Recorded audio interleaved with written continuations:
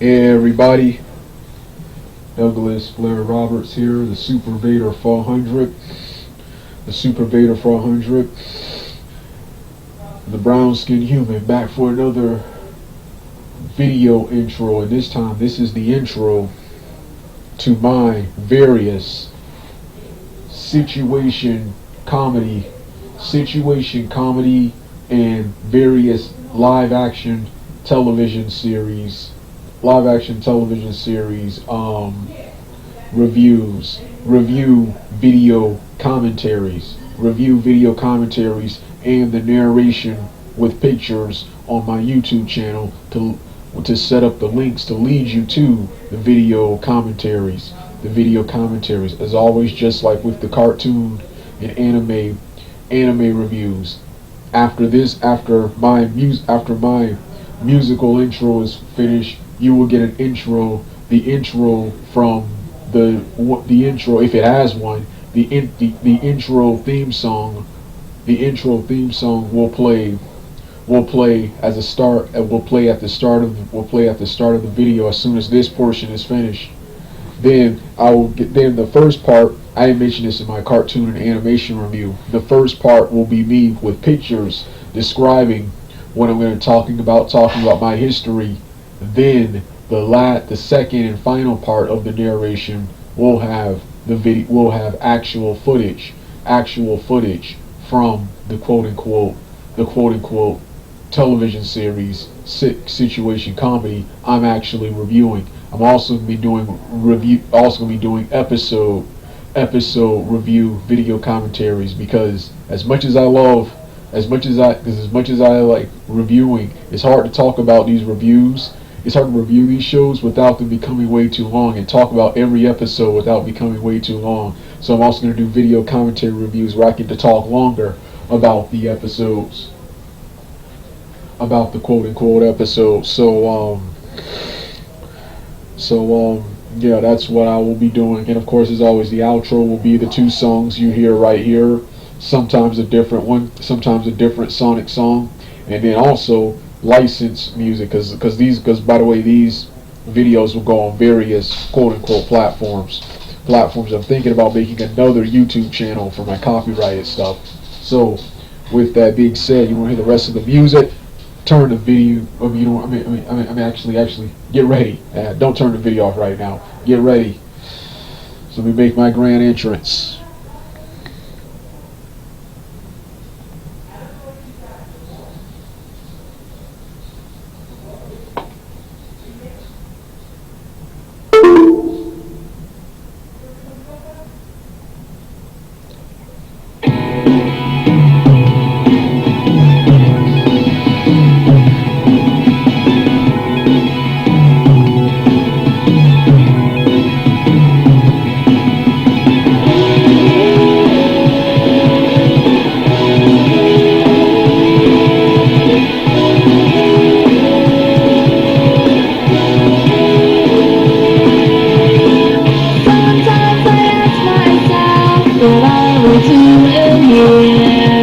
I think of all the reasons, but it's still not clear.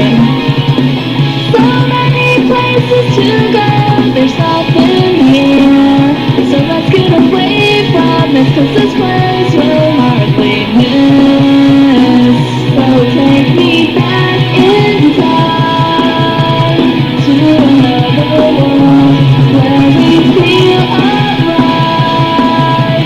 We don't have to worry when you're by my side. There's nothing I don't know, there's nothing to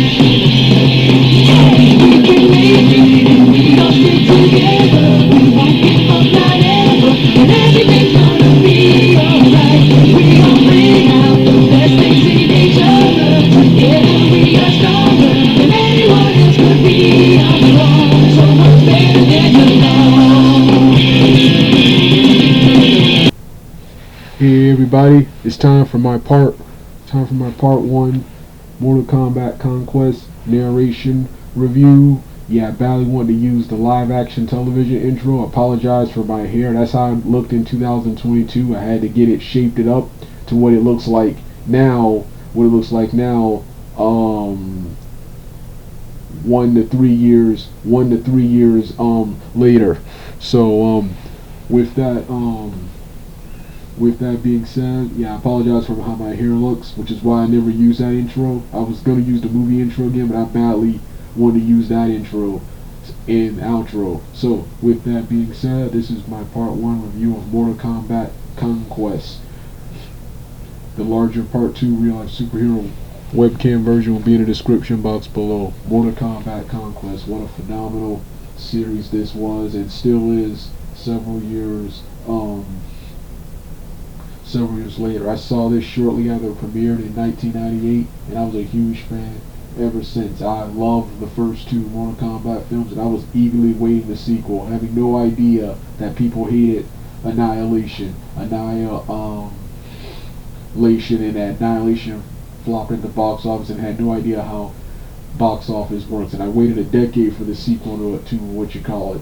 And they didn't do a sequel; they did a prequel set before the events of the movies and the Defenders of the Realm cartoon, Mortal Kombat Conquest. And this was a live-action, darker version of the Mortal Kombat Defenders of the Realm cartoon in ancient times. And as far as video game lore, even though this is set technically before the video games, this was Mortal Kombat 1, 2, 3, 4, and Mythology Sub-Zero and 1, and a prototype to the 3D era Deadly Alliance Deception and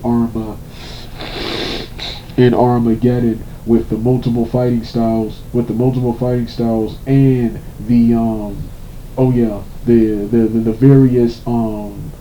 the various semi-ancient and modern villages and towns that will later be seen in the conquest modes in Deception and Armageddon. That was all seen here, and a prototype of Borai Cho and Master Cho, appears here as a team up of Quan Chi and Shang Tsung, the Unholy Alliance, which is what it's called here, but we all know it as it would become in the early 2000s the Deadly Alliance. So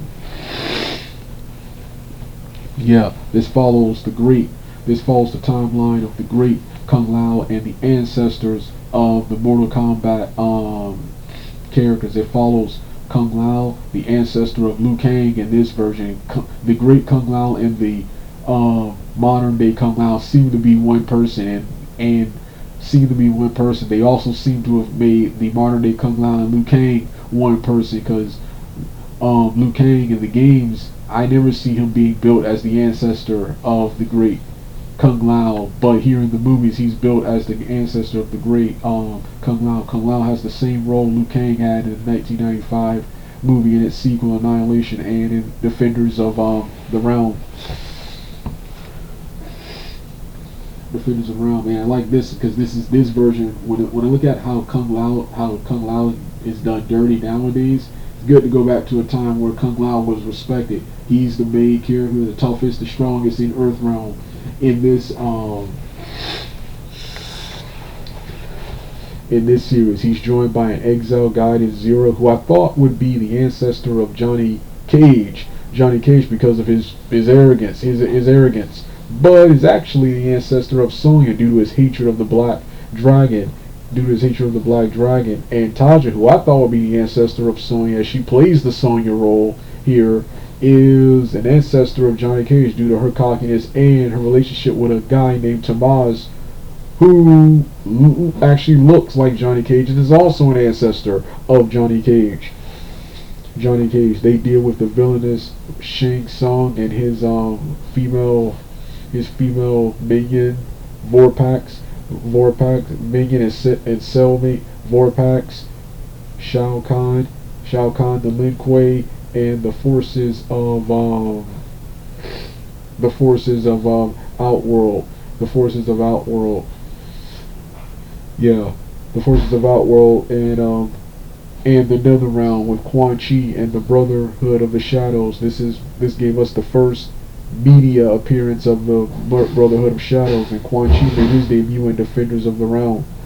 Yeah, good to see it go back to a time where Quan Chi is respected too, as is Shang Tsung. Yeah, so go back to a time where these characters who are jokes now are kind of respected.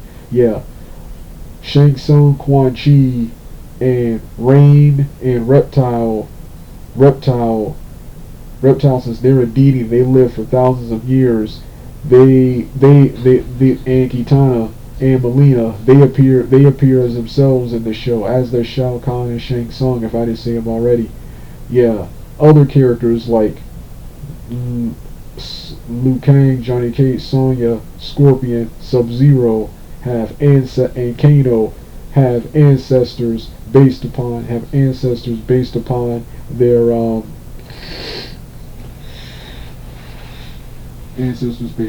characters. Kung Lao defeats Shang Tsung in Mortal Kombat.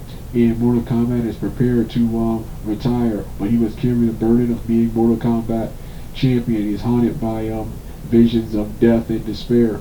He tries to see Raiden behind him and clashes with Raiden about him. Kung Lao wants to retire with his female love interest Jin, who is the Baron, the owner of the trading post. Trading post is his daughter. Kung Lao sees Jin's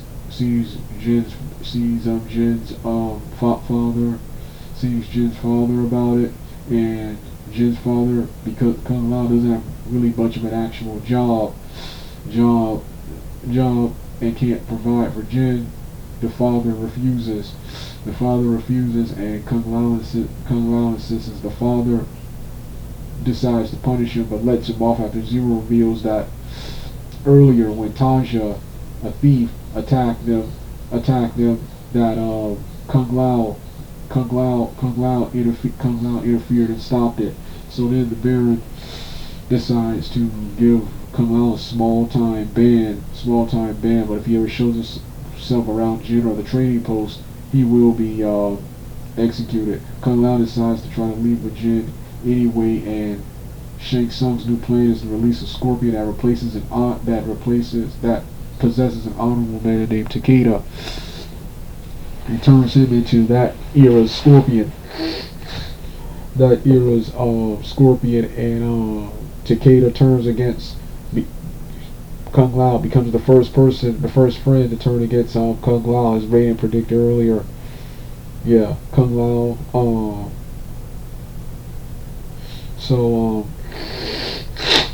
In the ensuing chaos, the Baron gets killed, by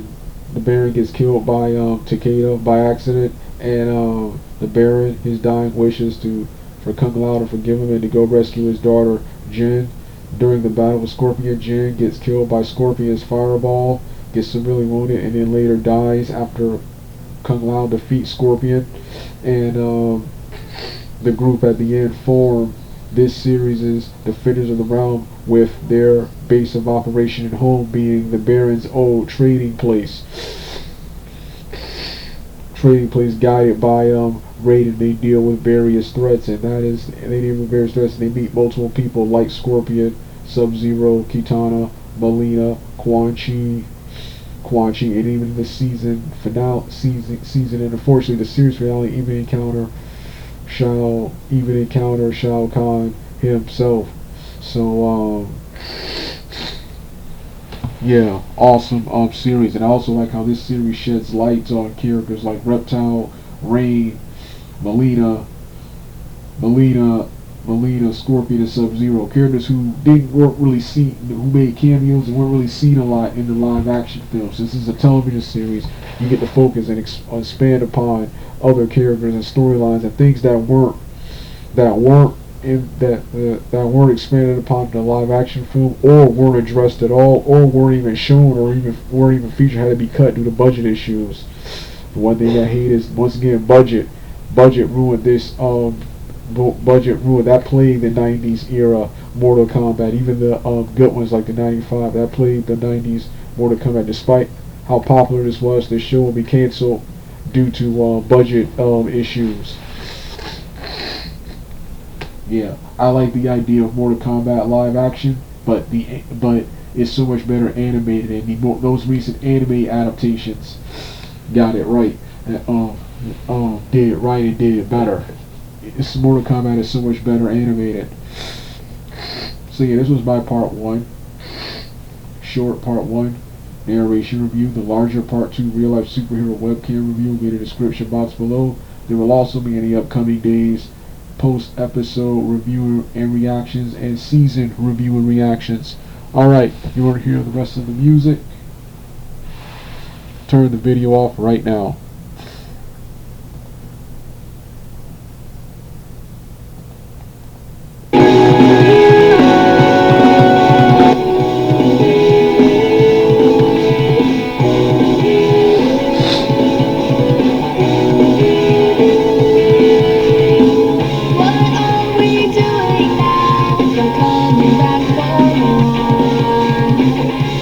Is it me, or have we been here before? Why don't we go somewhere that we can explore? So let's get away from here, run to where the skies are clear. And we'll go back in time to another world where we feel alive. We won't have to worry with you by my side. There's nowhere we can't go, and you can be my guide. As long as you don't want to slide, take me there. Take me anywhere you want to go, to a place that we both know. With you here, there is nothing left for us to fear. We'll make the bad guys disappear.